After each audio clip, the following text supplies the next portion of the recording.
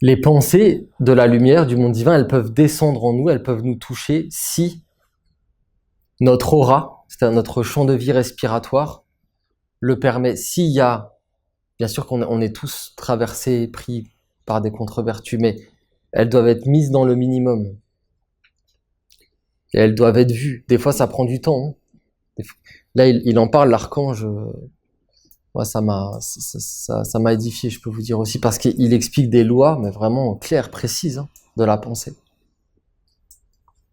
Et par exemple, que tu peux nourrir un monde dans le cachet pendant un certain temps, et il dit qu'en général, c'est 7 ans. Et au bout de 7 ans, t'as comme ce monde que t'as nourri, mais en général sans le voir, sans le savoir, sans vraiment te rendre compte, qui redescend sur toi.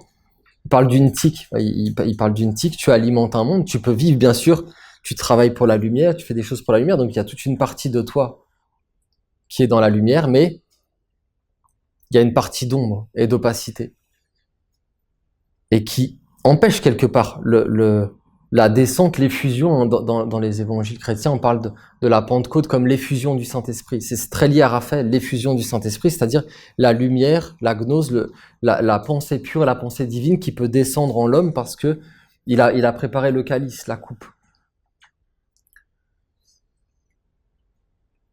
Mais ça, c'est proportionnel. Il y a des mondes qui vont pas forcément pouvoir venir nous toucher si, en parallèle d'aller vers la lumière, on cultive certains mondes qui sont pas dans la clarté, qui sont pas en accord avec le monde divin.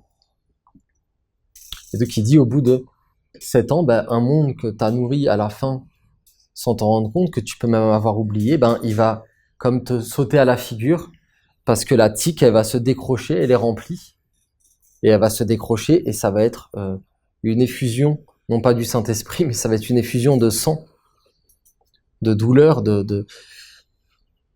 Et là, si t'es un disciple, la chance que tu peux avoir, c'est de le voir. Mais même en étant un disciple, tu peux ne pas le voir. C'est-à-dire qu'il va t'arriver plein de choses terribles dans ta vie, des choses très compliquées, difficiles, voire des oppositions, des choses où tu vas pouvoir peut-être même croire que c'est méchant, tu vas dire pourquoi ça m'arrive, mais en fait, c'est la conséquence d'un monde que t'as nourri, et c'est juste que la tique, elle se décroche, parce que vous savez comment ça marche, les tiques, elles se remplissent, et à un moment donné, ça éclate.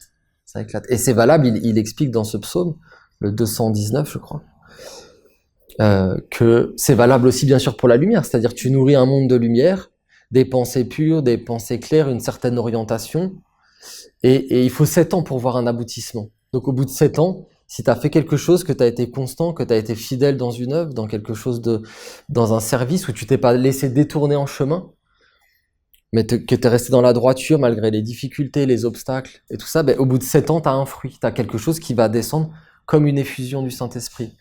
Et là, tu vas être complètement libéré, dégagé.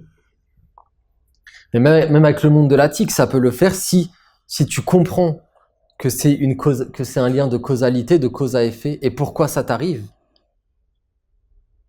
Et que du coup, tu redoubles encore plus d'énergie dans le travail sur soi, dans l'expiation, ça peut devenir une grande bénédiction, parce que vous comprenez, c'est le symbole du caducée. Il n'y a pas le serpent noir, en fin de compte, selon la façon dont il est utilisé, il peut servir autant la lumière que le serpent blanc. Et le serpent blanc peut servir les ténèbres, c'est-à-dire si c'est des bonnes intentions, des bonnes pensées, mais que derrière il y a des intérêts, il y a des choses sournoises cachées, ça va finalement vers le serpent noir. Et à l'inverse, le serpent noir, si il est vu pour ce qu'il est à un moment donné, et que c'est pas un être qui est méchant qui s'oppose à nous, mais que quand il nous tombe dessus, c'est nous qui l'avons nourri, alors il peut devenir une grande force, parce qu'on va être dans l'humilité, on va comprendre les lois de la vie, que c'est des cycles, et que pour un enseignant, pour un sage, un éveillé, un initié, tout concourt à son bien, que ce soit, et même souvent, le mal qui peut nous arriver va plus renforcer la lumière si on a l'attitude d'un disciple que le bien, parce que dans le bien, on peut comme oublier les choses aussi, ne plus voir les choses. Le mal vient pour nous éveiller, en fin de compte. Donc en ça, il n'est plus le mal, il n'y a plus de mal pour un sage. Vous voyez, ça c'est vraiment une vision de Raphaël. Raphaël, il le dit dans certains psaumes. Si vous vous éveillez à ma vision supérieure, donc l'œil qui est au-dessus des deux serpents, le soleil vérité, de la conscience pure, de la conscience claire, alors il n'y a plus de mal. Le mal n'est plus parce que tout est utilisé par l'initié, qui est un alchimiste. Tout va être utilisé pour se renforcer dans ses racines, voire pour enlever certaines racines quand il le faut. Et tout va concourir au bien. Donc ça, déjà, c'est une attitude intérieure, une pensée. Vous voyez, ça, déjà, ça c'est une pensée. C'est une pensée essénienne, c'est une pensée d'un monde supérieur, que tout est juste, que tout est parfait. Mais c'est une chose de le dire, vous voyez. C'est une chose de le dire et c'est une chose après de le voir. Et même de le voir et de l'accepter, même quand la vie vient te frapper et que ça fait mal et que c'est des cris et des grincements de dents. Comme disait Peter Donov, c'est là, c'est dans ces moments-là, quand tu arrives à dire merci dans ces moments-là, pas merci que quand tu as la bénédiction et que tout va bien et que tu as le tapis rouge devant tes pieds. Non. Merci, là, le merci, il est encore plus grand quand tu arrives à dire merci pour une épreuve, quelque chose qui vient, même qui peut t'anéantir, mais que tu sais que si tu es un disciple, que tout est mérité, entre guillemets, vous comprenez, pas dans quelque chose où il faudrait s'accabler, se culpabiliser, mais tout est juste, tout est parfait, tout ce qui nous arrive est juste.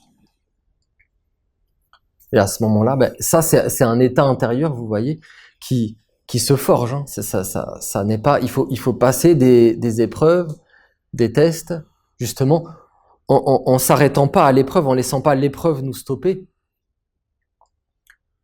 mais en accueillant le cadeau qui vient à travers une épreuve